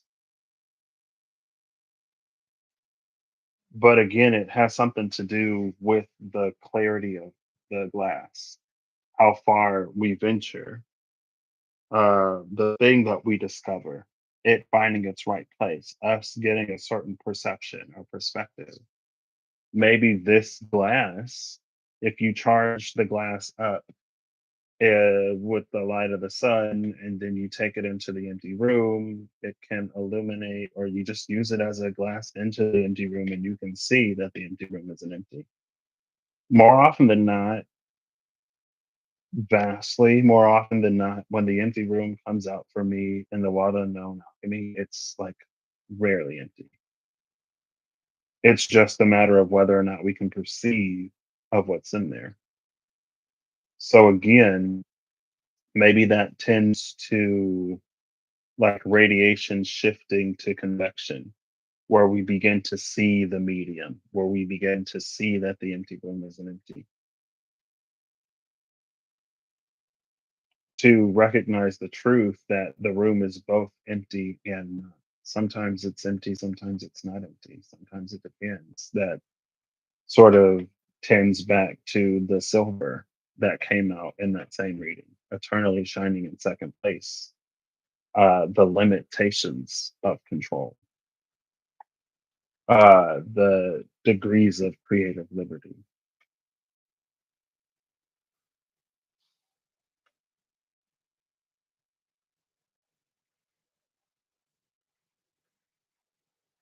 And again, it feels like our comfort with the void greatly affects our ability to collect the sand that's needed to create this glass lens, which gives me another show. She had to go out into the desert and collect grains of black sand to make some axes. And it was like, but the desert was full of sand. She had to go to bed. She had, but she didn't know that she had help because the power that be. Then we get back into the devil energy of yesterday, where it is in the interest of certain devil energies to create certain structures for us to work within, because when we work within those structures, it allows devil energy entry into those spaces that are otherwise, again, purely between you and the divine. Or you could allow anyone into those hallowed spaces. But there are certain things that will not reveal themselves in the presence of others. That's the job, duty, and function of this ivory shield. There are certain things that only unlock for you and you alone. And there could be levels to this, right? Maybe there's what, 8 of these? 3, 6, 8. So it's like maybe 1 or 2 or 3 or 4 disappears. It's interesting that there's 8 of these because of the sacredness of 7. But after the 7th step, there is one that goes beyond, which is it's in the entry for Mithras, the sun beyond the sun, in the tarot apocalypses that you kind of see in the 8 of Wands that is no longer here at the bottom of the deck when you get that wand of the masters. Cool.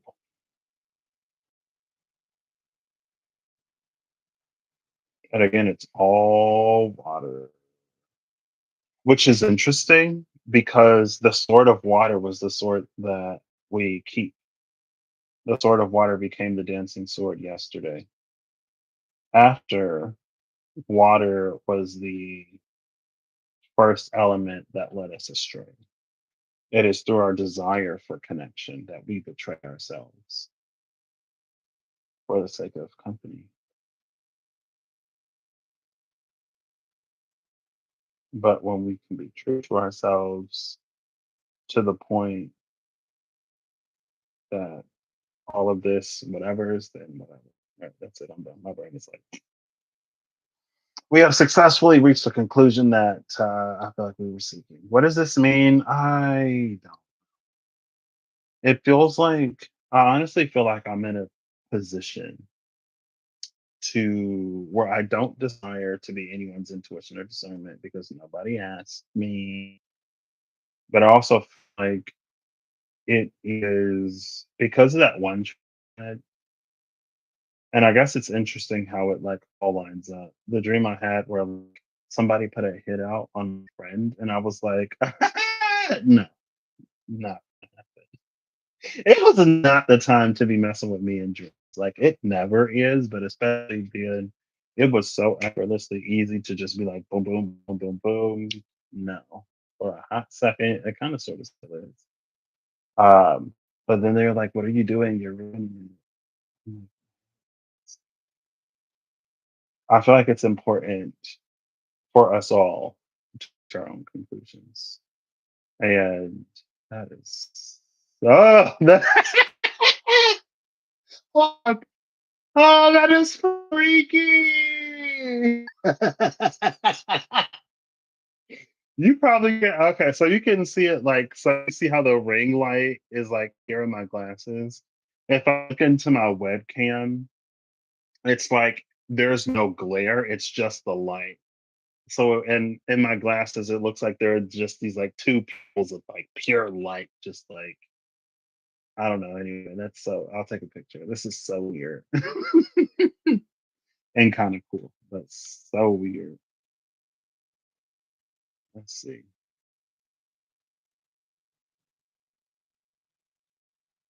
Oh, it won't even show up on the camera because the camera has its own eyes to perceive through.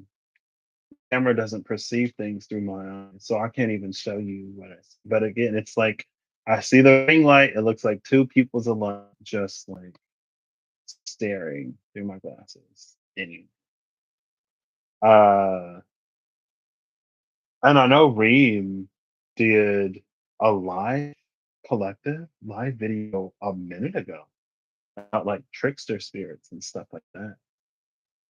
And honestly, they feel present in a way that I don't know if it's because we're so close to this threshold because the energies of change are so whatever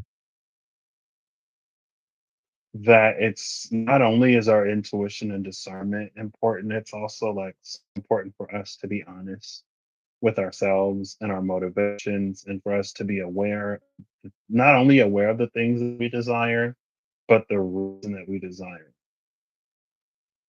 Because it feels like it's that can basically make us more or less susceptible to these three type energies. But even if you take the energy out of it, it's almost like the things that we want to believe, the things that we want to be true, especially if we want a whole bunch of stuff for a little to nothing. If you want to get rich quick, there are devil energy that will sell you a scheme. And if your intuition and discernment can't compete with the voice of your ego, especially your egoic desires, it may be difficult to see the truth of all of it. Again, it's the smoke of Neptune versus the fog of Neptune. And the smoke has this orb that is in that tree. The smoke has that gold at its heart. And when that gold is in its right place, that's where this light emerges that clears the fog so that we can see. But also at the same time, we all have our own paths, our own journeys, and Patrick don't know everything. Patrick's path isn't everyone's path, so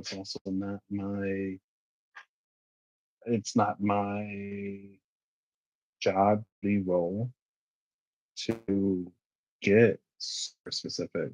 Never has been, especially now. It's not.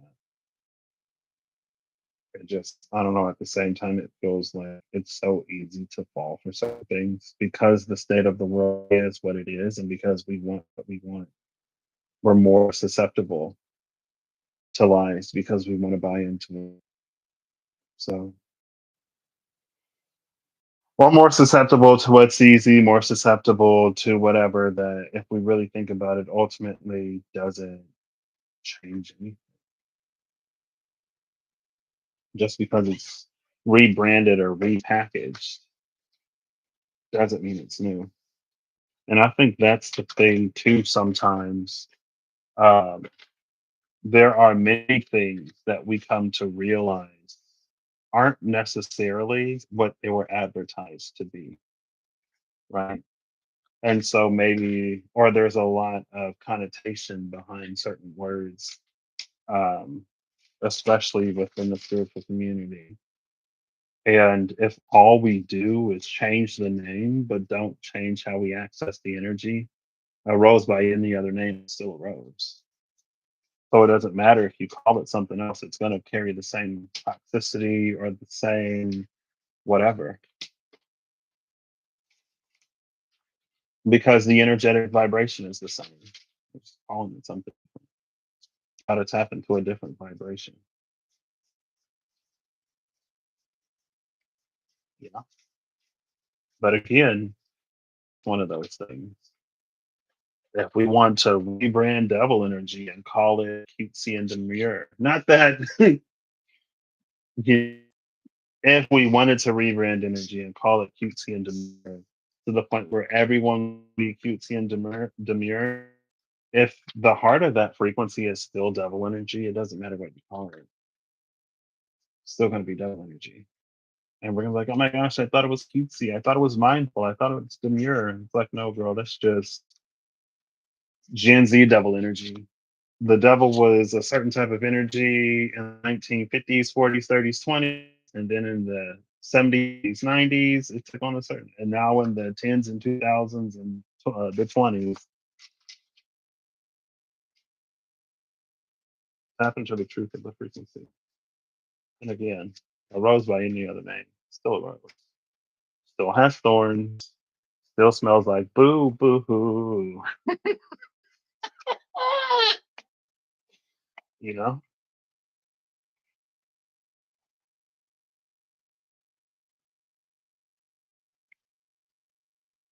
But I think too, because energy frequency and vibration is so hot and so hip and so pop, so well known, maybe there was a time where we could get away with naming something differently and getting a different experience. But because we all know the truth of energy and vibration, because it's literally everywhere, breathing something doesn't hold the same power that it used to, because we are aware of energy. The collective consciousness is of energy. So finding a new word or a new name isn't enough. You got to either tap into the truth of that energy that excludes all of that's put onto it, or tap into new energy, because that's where our awareness is now.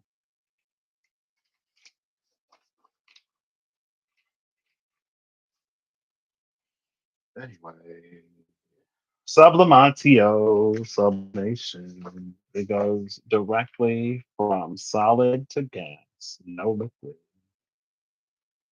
The red and white rose. White salt is still at the bottom of the cup. White salt is still at the bottom of the cup. Who was that? Saturn and Autumn. Harvest season. Now Autumn is at the bottom of the deck. Cool. So final alchemy. We're getting final cards now. Final alchemy. The final alchemy. And again, I feel like that's the thing of the alchemy of glass, is that it feels like it's so easy for us to assume that we're getting a clear picture of something.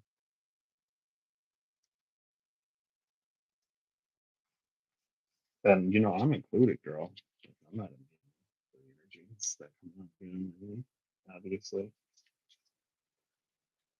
Sulfur and summer. Oof. Not the sulfur summer. Darkening sulfur and darkening breath. Sulfur summer and darkening breath. Okay, I want a clean flip or a clean fall. Please stay on the surface or the bed or the laptop. It's just please go on the floor. Oh, that's way too many. That oof, okay, there you go. Oof, well, I thought one actually failed. A whole bunch of cards flipped over. Interestingly enough, ironically enough, rotatio, rotation, flipped over with like 15 cards. It wasn't a clean flip. A clean flip is one where it's a clean flip. That was a dirty flip. I flipped them back over, and when I flipped them back over, one card cleanly fell out. We got a clean fall. And it's Mortifatio, number 58, which is 30 more than the 28 that we saw earlier. 30 is the Alchemy of Glass, Mortifatio.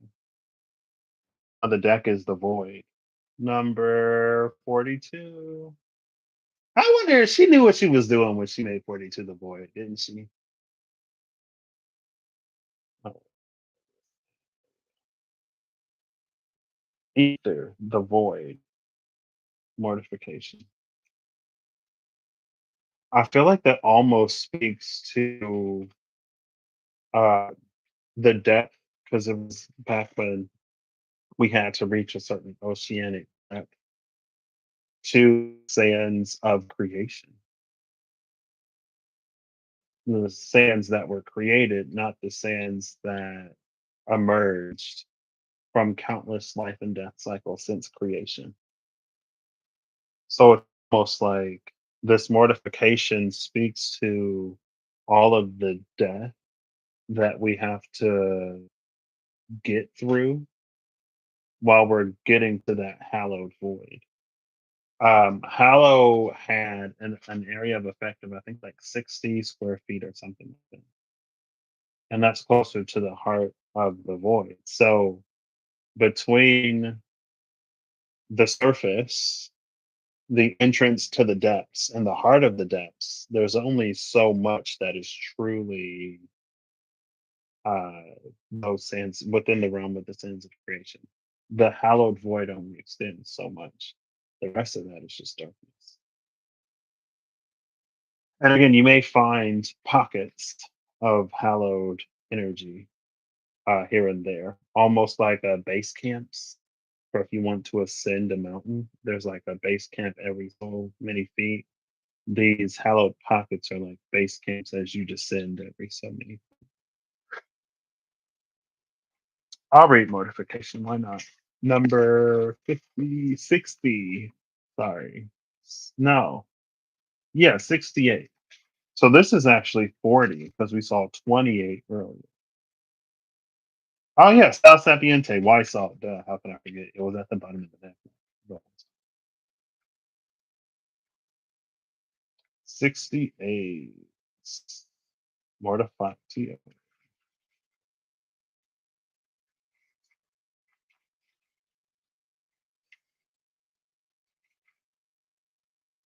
Oh, this is 50. That was 59.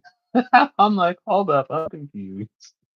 68, which is one after sublimation, though. Sublimatio.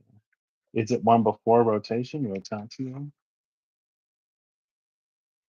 Yes, it's the one before rotation, rotatio. Mortification, mortifatio. This is decay, death, and decomposition. Mortifatio is the great alchemical operation of darkness. What was once composed now decomposes. What was once presentable is now despicable. This stage cannot be avoided. The underworld has taken us into the dark interior of its belly, and here we reside until spring. Through the natural process of decay, we descend into depths we didn't know existed. The alchemist soon finds mortifatio as a stage of regeneration in sacred power, where the soil is fertile and rich, offering nourishment for tomorrow. This stage cannot be rushed. The darkness must have time to do its work, to dismantle and to loosen, to free us from old scripts and stories. As we learn to surrender to this great operation, the earth churns and wisdom whispers in the dark. She envelops us with grace and the promise of what's to come. Bottom of the deck was I already forgot. I'm trying to remember the void. Yeah, yeah, which is like the void. I feel like no further explanation needed there. This is also interesting. So darkness itself is the medium. Is almost what this card is saying. The void, this is the radiation where we don't know what the medium is. We feel like we're just like floating in space. And because we live in a universe that does not acknowledge darkness, or because we live in a universe that defines darkness as an absence of light, we think we're floating in absence. Again, cue the void, nothing, the null. But this can be one of those barriers, and that's what it almost felt like. Again, with the hallowed void having a certain area of effect. Once we're fully into the hallowed void, you could say that that is the universe where darkness is and light is the absence of darkness. Or you could say that that's where um, we begin to become aware that just as light is, darkness is. And darkness is not the absence of light, but as long as we continue to view darkness as the absence of light, there's a certain perspective, this null, this void, this nothing that will be held. This actually, interestingly, takes me to the Ten of Coins in the SKT because there's a flower that blooms in the void in that deck. Uh, the void in the Tree of Life. But again, you see like the light in Mortifatio. Darkness is its own thing. Darkness and shadow aren't the same. It's almost like we don't always differentiate between darkness and shadow. And sometimes our concept of darkness is more true of shadow. Um, that's just how it's coming out. But actually, it's like we've crossed the threshold. Again, this is like the empty room being empty because we look at this darkness as absence of light. Now, not all darkness is capital D darkness. Some of it is shadow. Some of it is, again, that's why it's like this whole spectrum in our metaphysical understanding. I want to say metaphysical, both in terms of metaphysics, but also in terms of like there's metaphysics that's like string theory and quantum this, and then there's metaphysics that's like spirituality, energy. Now, ultimately, it's all like one, but the way that we approach them, sometimes there's like a difference.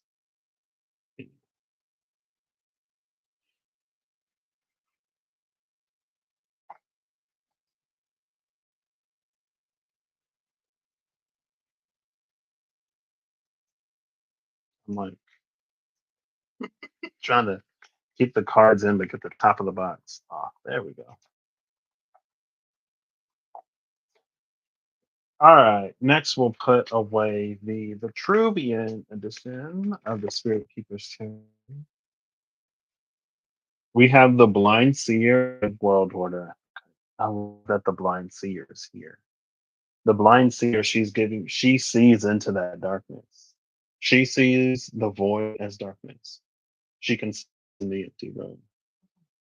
You have the eye of the divine up there with this divine sight rather than her human eyes. And we get the same radial pattern as we saw on Mortificatia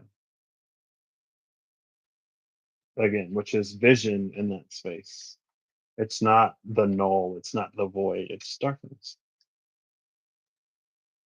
And that's what radiates around that divine eye. She can see. Cool. Blind seer. Love it. With New World Order. Oh, yeah. That's like everything that we don't understand about like dark matter or that dark matter consciousness. Not everything that we don't understand, but we start to, when we can view it gives substance to the void. Okay. Anyway, and then the malaise is with that two of swords. She also can't see, but she's grown weary.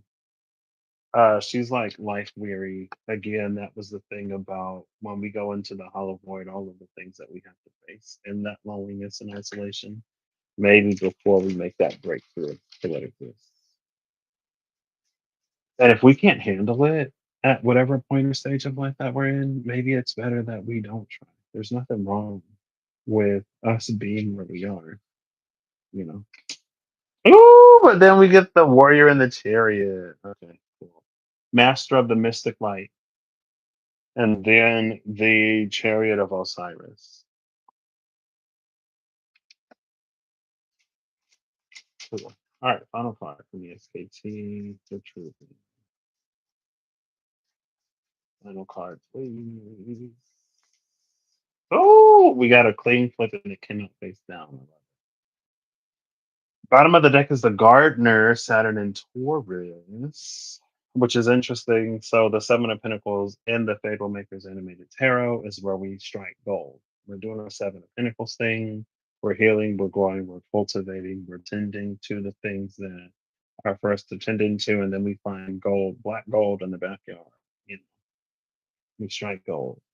The card that came out face down is oh, okay. Good pick that. The Archangel Commander. Angel of Storms and Battles. This is the guy we there were a certain the I feel like anyone who's watching this is not new to me, but the Archangel Commander is basically the Archangel Commander basically takes the role of is a representation of falls in the camp of our discernment and intuition. But his it's discernment, intuition that's most related to things that challenge us, that cause us to ultimately grow. It we go into something that is sorry, I caught it's again. That is so freaky. Um, he leads us into situations that we may not necessarily feel prepared for, and he kind of sort of like leaves us to be basically is we pray to Michael for some to something. Archangel Michael's like, I don't have my sword. It fell to earth. Do it. You have to sword and take care of it. But my sword, like once you sword girl, it is so powerful. It will do everything. You ain't even got to worry about it. You just got to sword and muster up the courage and brave to do whatever it is you got to do. So I can't help with this one. Got to do. And so we find the sword because we find the sword. We are full of courage. We feel invincible. We do the thing. We go to give Archangel Michael back his sword. He's like, "That's not my sword." Like, oh my gosh, what do you mean? You told me that you didn't have your sword, and that's why you didn't do it. Michael's like, "Yeah, I lied. It was your initiation. Congratulations, you passed. Now let me teach you how to do it.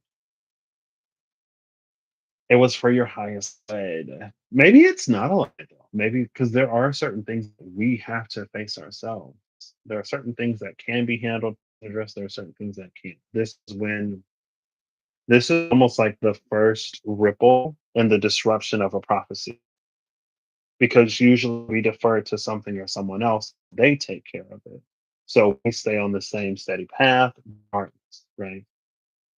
Because of this, there's this ripple that's created in our fate destiny. Now we are empowered to change our destiny whenever with that sword. There's another show, anime I'm watching. There was a can cleave anything, even line, even the threads of destiny. So if like if someone is dying or going to die, it can cut that thread, and then it's like, oh my gosh, they're still alive. It cuts even the abstract. Anyway, That's like while we're on this journey, while we're healing, doing whatever, cultivating, that encounter with Archangel Commander is what that's like the gold that is the power that the King of Wands taps into all of this as well. For a hot minute, and then we have Shining Dew, the waters of Pisces, Knight of Cups. Uh, yeah, he was coming out for a while. That was like, we need to do this, we need to do that, need to. But now he comes out with an energy of like whatever we were supposed to do was already completed. And because we've done what we were supposed to do, we now stand positioned to break the chains of fate, destiny, to truly create a new life or a new world or whatever for ourselves and those that we live and care for the world. Um, it's related to something that resulted from our ability to heed our intuition, discernment, do the scary thing, and then come into some kind of greater knowing of ourselves or whatever. The imminence and apocalypse. The eminence is the Nine of Pentacles that we saw yesterday, whose favorite spell is Hallow.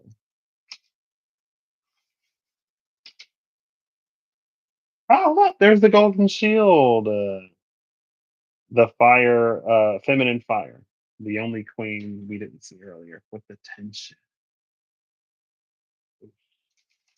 Ooh, right. Oh, plain flip. Oh, I thought it was one card, but there's two. Two of Wands, Ten of Wands. So this is the fires of Taurus and Capricorn, no Virgo. The burdened one and the discerning one. Ooh.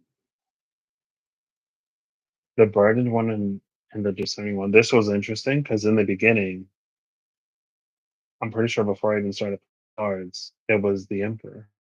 The Emperor is the one who doesn't necessarily have the luxury of passing off burdens and responsibilities to other people. The Emperor can delegate, but ultimately the responsibility falls on you, right?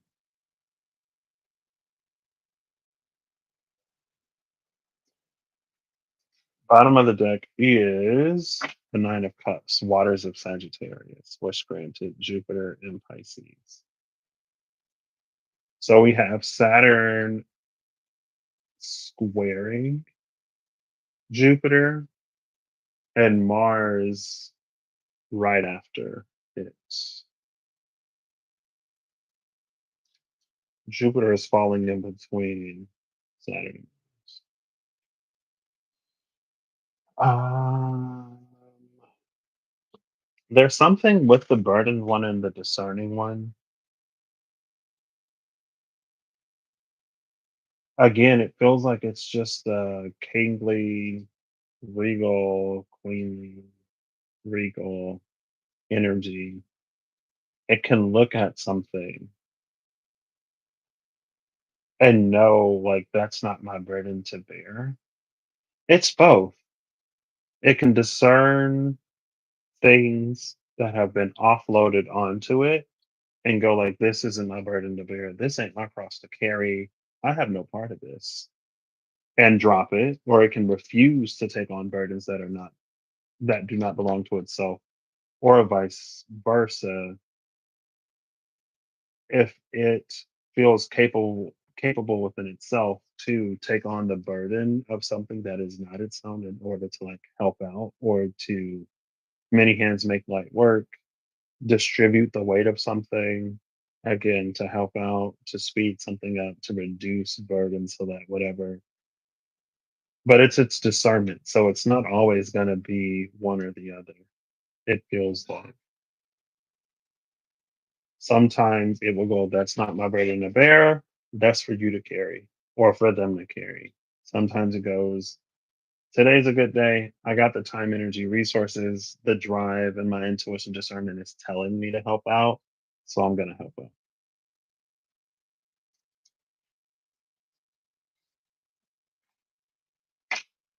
What's under the wish granted? Nine of Cups, the defector, Eight of Cups.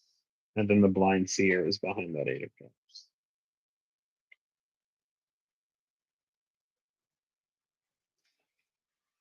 All right. I hope you all have an amazing whatever whenever you see this. I hope you're acting on expect all that you wish to experience your reality. I hope that whatever you need along your path, journey, and way you find. And what's it's fine. I'll just show you these cards, these two cards one last time. So your own intuition and discernment can maybe pick up on anything that is.